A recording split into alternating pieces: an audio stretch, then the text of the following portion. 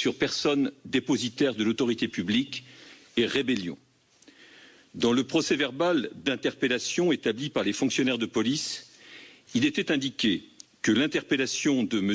Zecler par un brigadier et 2 gardiens de la paix en poste à la brigade territoriale de contact du commissariat du 17e arrondissement résultait de son refus de se soumettre à un contrôle de police motivé par l'absence de port du masque et d'une suspicion de détention de produits stupéfiants dans le sac qu'il portait en bandoulière. Les fonctionnaires de police indiquaient en effet qu'une forte odeur de cannabis émanait de sa personne. Il était précisé que les policiers avaient subi des violences de la part de M. Zecler et qu'ils avaient dû eux-mêmes faire usage de la force en portant des coups au cours de cette interpellation difficile. Entendu, les 3 fonctionnaires de police déposaient plainte pour violence sur personne dépositaire de l'autorité publique et rébellion. Ils confirmaient avoir souhaité procéder au contrôle de M. Zecler pour les motifs indiqués au procès-verbal et que celui-ci avait tenté de se soustraire à ce contrôle en se réfugiant dans un local d'enregistrement, comportement qu'il jugeait suspect. Il précisait ne pas être parvenu à faire sortir M. Zecler de ce local dans lequel celui-ci les avait attirés de force. Ils indiquaient également que l'interpellation avait été rendue difficile par l'intervention d'autres personnes présentes dans les lieux, des jeunes qui se trouvaient dans le studio en sous-sol, et que l'un d'entre eux, l'un des policiers, avait dû faire usage de sa matraque télescopique. Il précisait également qu'une fois qu'ils étaient sortis du local sans M. Zecler, un des policiers venus en renfort avait fait usage de gaz lacrymogène pour faire sortir toutes les personnes présentes dans le bâtiment. 9 autres personnes donc présentes dans les lieux étaient également ramenées au commissariat du 17e arrondissement pour vérification d'identité avant d'être rapidement remises en liberté. Dans la soirée du samedi 21 novembre, dès les premières heures de sa garde à vue, M. Zecler était examiné par un médecin de l'unité médico-judiciaire de l'Hôtel-Dieu de Paris, l'UMJ, qui évaluait son incapacité de travail à 6 jours après avoir constaté une plaie du cuir chevelu de 1 cm avec pose d'agrafe, une plaie labiale non suturée, un hématome du poignet gauche, une plaie de 8 cm de long du pied gauche non suturable, une dermabrasion de 3 cm de diamètre de la main droite et un hématome de la jambe droite de 3 cm de diamètre. Dans le cadre de cet examen médical, M. Zecler dénonçait au médecin des violences commises par les policiers ayant procédé à son interpellation. Il disait avoir été victime de coups de pied, de poing et de matraques télescopiques au niveau de la tête et sur le reste du corps, avoir été aspergé de gaz lacrymogène et avoir été menacé avec une arme. Il faisait également mention d'un impact sur une fenêtre du local d'enregistrement. Le lendemain matin, dimanche 22 novembre, l'avocate de M. Zecler attirait l'attention du parquet de Paris sur les distorsions possibles entre la version des faits présentée par les policiers et celle donnée par son client, ainsi que sur l'existence de vidéos de nature à éclairer le déroulement de l'interpellation. Dans le même temps, un premier compte-rendu d'enquête était fait au magistrat de permanence du parquet qui, compte tenu des violences dénoncées devant le médecin et de l'usage putatif d'une arme de service, dessaisissait le commissariat du 17e arrondissement dans lequel étaient affectés les fonctionnaires de police mis en cause et confiait au commissariat du 16e arrondissement la poursuite des investigations. L'inspection générale de la police nationale, l'IGPN, était également saisie ce dimanche matin en qualité d'observateur. Entendu dans la journée du dimanche 22 novembre par les enquêteurs du commissariat du 16e arrondissement, M. Zecler réitérait les propos qu'il avait tenus devant le médecin. Il expliquait qu'il se dirigeait à pied depuis l'avenue Niel vers son studio situé au 57 rue des Renaudes, étant dépourvu de masque. Au moment où il s'apprêtait à pénétrer dans l'entrée de son studio, il avait constaté la présence d'un homme en civil lui demandant de sortir de cet endroit. Cet homme avait été rejoint par 2 policiers en tenue et il leur avait demandé de sortir puisqu'il était chez lui. S'en étaient alors suivis des coups de poing au visage, des coups de pied dans les tibias et beaucoup de coups de matraque. Il disait avoir crié et demandé aux policiers d'arrêter en signalant la présence de caméras. Il contestait en revanche avoir été lui-même auteur de coups sur les policiers, mettait en cause la véracité des éléments consignés dans le procès-verbal d'interpellation et déposait plainte. La garde à vue de M. Zecler était prolongée en fin d'après-midi du 22 novembre en raison des investigations restant à effectuer, notamment les auditions des fonctionnaires de police interpellateurs, l'exploitation des vidéos et les examens médicaux des policiers. Dans le cadre de leurs auditions, les 3 fonctionnaires de police ayant procédé à l'interpellation confirmaient leur version du déroulement des faits. Ils étaient également examinés par un médecin de l'UMJ de Paris. Il leur était respectivement délivré des incapacités de travail d'1, 2 et 5 jours. Dans la journée du lundi 23 novembre, les enquêteurs du commissariat du 16e arrondissement menaient différentes investigations et une perquisition était effectuée dans le local d'enregistrement. Elle permettait la découverte de la sacoche portée par M. Zecler lors de son contrôle. Celle-ci s'avérait contenir, entre autres effets, 0,5 g d'herbe de cannabis. La vidéo issue du système de vidéoprotection du local était également saisie sur indication de M. Zecler. Elle était exploitée par les enquêteurs dans la journée du 23 novembre. Cette vidéo avait enregistré les faits s'étant déroulés dans le local concerné entre 18h42 et 18h58, moment de l'interpellation sur la voie publique de M. Zecler. La scène de violence à proprement parler durant un peu moins de 6 minutes dans le local de 18h42 à 18h48.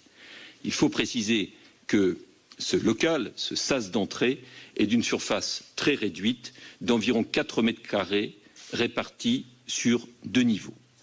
En fin d'après-midi, un dernier compte-rendu téléphonique était effectué au parquet de Paris relatant l'ensemble des investigations effectuées. Et au vu des éléments portés à sa connaissance, le parquet de Paris levait la garde à vue de M. Zecler et la procédure le concernant était alors classée sans suite. Dès le lendemain, mardi 24 novembre, mon parquet ouvrait une enquête des chefs de violence par personne dépositaire de l'autorité publique et faux en écriture publique. Le faux pour les mentions figurantes au procès-verbal d'interpellation. Et confiait les investigations à l'IGPN. Les enquêteurs de l'IGPN prenaient le même jour la tâche de M. Zecler, qui était entendu le jeudi 26 novembre. À cette occasion, celui-ci réitérait ses précédentes déclarations, précisant que les fonctionnaires de police, en le frappant, l'avaient traité de sale nègre et déposé plainte contre tous les policiers que l'enquête permettrait d'identifier. La co-titulaire du bail du local d'enregistrement musical déposait quant à elle plainte le même jour pour des dégradations de son bien. Le vendredi 27 novembre, 4 fonctionnaires de police étaient placés en garde à vue. Il s'agissait des 3 policiers ayant tenté de procéder à l'interpellation de M. Zecler dans le studio et du fonctionnaire de police soupçonné d'avoir jeté une grenade lacrymogène. Un brigadier de 44 ans et 3 gardiens de la paix, âgés respectivement de 23, 31 et 35 ans. Il faut ici préciser que ces 4 policiers présentent de bons, voire de très bons états de service et qu'aucun incident particulier n'a à ce jour émaillé leur carrière respective. Les investigations des enquêteurs de l'IGPN conduisaient également à procéder aux auditions de plusieurs témoins, notamment les jeunes présents dans le studio au moment des faits. Le témoignage d'un fonctionnaire de police arrivé en renfort était également recueilli. L'exploitation des vidéos se poursuivait. M. Zecler faisait l'objet d'un nouvel examen médical à l'UMJ, dont le résultat définitif n'est pas connu à ce jour, puisque nous sommes en attente des résultats d'une IRM. Les 3 premiers fonctionnaires de police ayant tenté de procéder à l'interpellation de M. Zecler étaient entendus à plusieurs reprises, au regard notamment de la séquence enregistrée dans le sas d'entrée du studio. S'ils reconnaissaient lui avoir porté des coups, ils expliquaient ceci par l'attitude de ce dernier et les circonstances de l'interpellation. Ils indiquaient avoir été dans l'incapacité de maîtriser M. Zecler, qui se débattait, et expliquaient les coups par la panique qui les avait saisis dans ce local dont ils ne parvenaient pas à s'extraire en raison tant de la résistance de l'intéressé que de la configuration des lieux très exigu et comprenant une autre porte conduisant au studio derrière laquelle se trouvaient les jeunes présents. Il contestait avoir tenu les propos racistes dénoncés par la victime et corroborés par le témoignage d'un des jeunes présents derrière la porte du sas. Il réfutait le caractère mensonger du procès-verbal d'interpellation. Ils avaient pensé, disait-il, que ce local était non pas un lieu privé, mais un hall d'entrée d'immeuble libre d'accès pour le public. Il finissait cependant par admettre que les coups portés n'étaient pas justifiés et qu'ils avaient agi principalement sous l'effet de la peur ressentie dans le sas. Le 4e policier ayant lancé la grenade expliquait pour sa part qu'il avait agi ainsi pour permettre l'ouverture de la porte afin que les autres policiers puissent intervenir dans l'immeuble. Il justifiait son geste par la méconnaissance du contexte de l'intervention au moment de son arrivée sur les lieux avec les renforts appelés et par la confusion dans laquelle cette intervention s'était déroulée.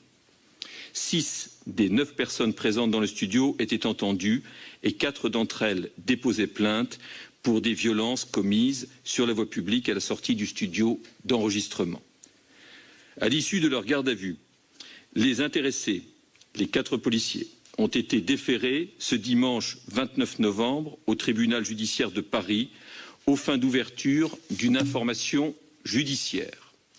Le parquet de Paris a requis leur mise en examen. Alors tout d'abord, s'agissant des 3 policiers, des chefs de violences volontaires avec une incapacité temporaire de travail, une ITT, inférieure à 8 jours par personne dépositaire de l'autorité publique, avec arme, il s'agit de la matraque, en réunion et accompagné ou suivi de propos à caractère raciste. Faux en écriture publique par personne dépositaire de l'autorité publique, il s'agit du contenu du procès-verbal d'interpellation, violation de domicile par personne dépositaire de l'autorité publique et dégradation volontaire de biens privés en réunion. S'agissant du fonctionnaire soupçonné d'avoir fait utilisation d'une grenade lacrymogène, le parquet de Paris a requis sa mise en examen des chefs de violence volontaire avec une ITT inférieure à 8 jours pour Michel Zecler et sans ITT pour les 9 jeunes, par personne dépositaire de l'autorité publique, en réunion et avec arme, cette fois donc la grenade, ainsi que pour dégradation de biens par un moyen dangereux pour les personnes. Le placement en détention provisoire des 3 premiers policiers a été requis en considération du trouble exceptionnel et persistant à l'ordre public provoqué par la gravité de l'infraction, des circonstances de sa commission et de l'importance du préjudice qu'elle a causé, et afin d'éviter un risque de concertation entre les auteurs ou de pression sur les témoins. S'agissant du 4e fonctionnaire de police, auteur présumé du jet de grenade, son placement sous contrôle judiciaire a été requis, avec notamment une interdiction d'exercer ses fonctions. Dans cette affaire, la justice s'attachera à faire toute la lumière sur ces faits dans le respect des principes qui la gouvernent. Je vous remercie pour votre attention. 17h17, vous êtes en direct dans 7 jours BFM et vous venez donc d'assister à cette conférence de presse extrêmement attendue de Rémy Hetz, le procureur de la République de Paris. On va en parler évidemment avec mes invités et nos spécialistes. Je vais me tourner vers vous, Guillaume Fard, évidemment, pour débuter. On va pas refaire l'ensemble, évidemment. En gros, une grande partie pour réexpliquer le déroulement des faits, les 2 versions qui sont opposées, on va en parler, mais surtout cette conclusion et des mots extrêmement forts, mise en examen et détention provisoire contre 3 des 4 fonctionnaires de police. Oui, effectivement. Alors, on discutait avant que la conférence de presse ne démarre et on disait qu'il était très probable qu'il y ait cette mise en examen et pas tout de suite de renvoi et donc pas de comparution immédiate parce que l'enquête méritait d'être poursuivie et qu'une information judiciaire serait très vraisemblablement ouverte. C'est la règle quand il y a notamment des chefs d'accusation de nature criminelle et le faux en écriture publique est un crime. Donc là, effectivement, on voit cette ouverture d'informations judiciaires. L'annonce forte de cette conférence de presse, c'est surtout le placement en détention provisoire pour 3 fonctionnaires de police.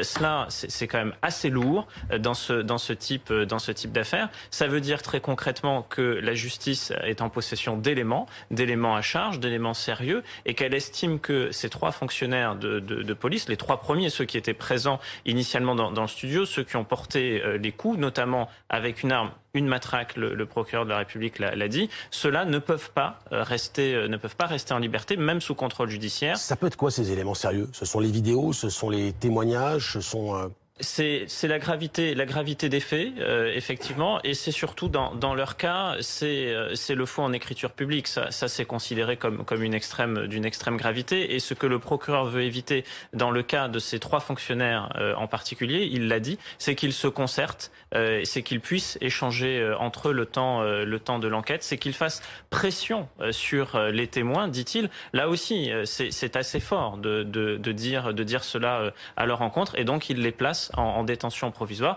c'est-à-dire qu'il y a mandat de dépôt, ces gens vont dormir en prison, et ce n'est que le 4e fonctionnaire de police mis en cause, celui qui est mis en cause notamment pour avoir lancé la grenade, qui lui n'est pas placé sous mandat de dépôt, donc il est libre, mais néanmoins placé sous contrôle judiciaire. Donc c'est tout de même